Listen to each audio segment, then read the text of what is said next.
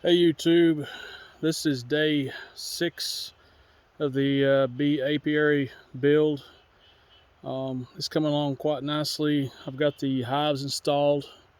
The fences looks pretty good. I just want to give everybody basically an overview of everything I've done over the past 6 days. In case you want to build one, you can sort of see what I've did, and maybe you can improve upon it or ask questions. There's anything I can do to help out. I'm a first-year beekeeper, so my knowledge level isn't that great, but I do listen to advice and I do a lot of research, so I would be glad to help anybody who needs help uh, in the apiary. Just leave your questions or comments below, and if you like this video, please like and subscribe.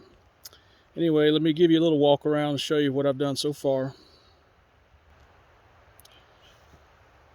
Okay, it's basically a 50 by 40. I just took some large roll-out plastic pieces from my local hardware store and rolled them out and covered it all in mulch.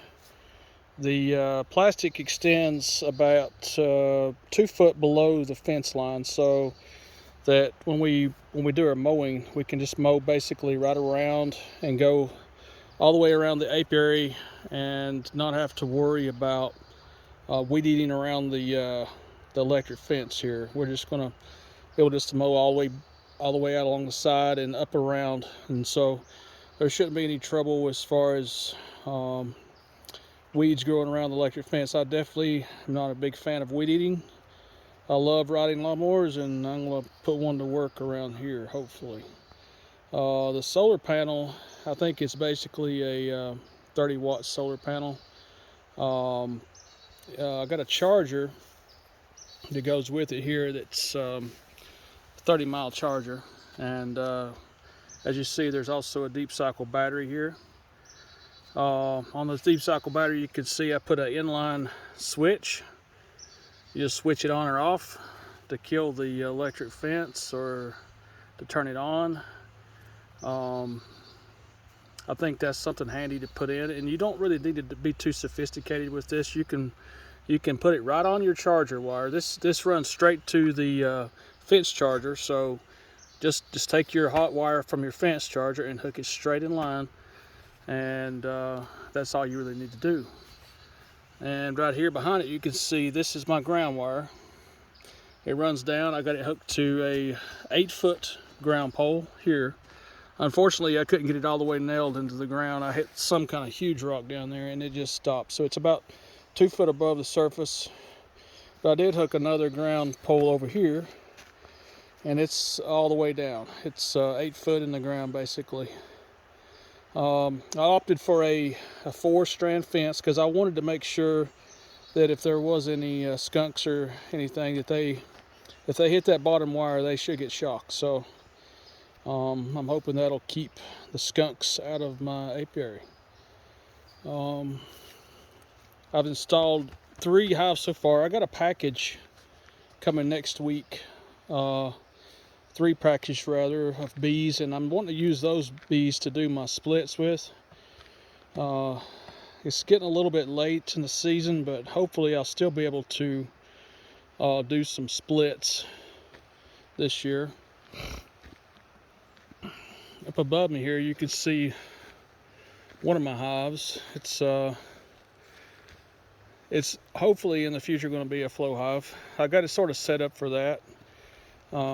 You can see it looks sort of odd, especially the way it's set up on a you can see right there a little pipe running through the middle, and the reason for that, it does 2 things. It allows the hive to sit at sort of an angle to where it keeps rainwater out. But when basically I want to do use my flow frames, I can just take this board out and tilt the whole hive, and I can put the board up front here, and it'll let the flow frames drain in the back. And to give you a look at basically what it looks like here, I'll come over here and show you from these this bottom board.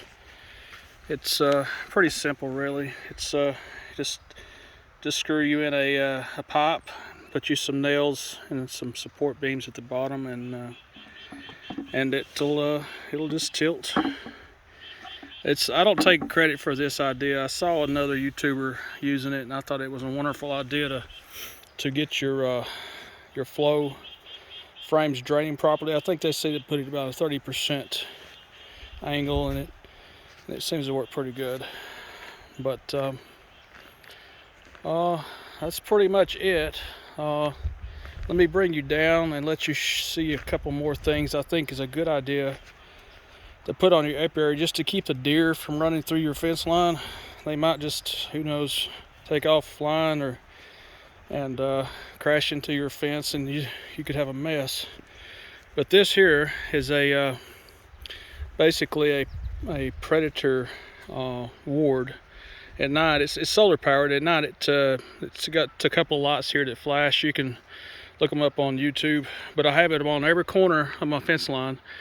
And if any bear, they'll actually scare off bears too. But if you have any deer or bear in the area and they see these, they will run. And but if the bear smells the honey, that's what the electric ferrets is for. He'll come up and he'll get popped. But they do recommend from what I understand, a 30-mile fence for if you have bears. So it may be a good idea just to go ahead and upgrade if you got a smaller one. They say that the smaller ones don't have enough voltage. So yeah, just try that. But if you have questions or comments or ideas that I can use with my apiary, just please leave them in the comment section below. I hope you enjoyed this video. Thanks for watching. God bless.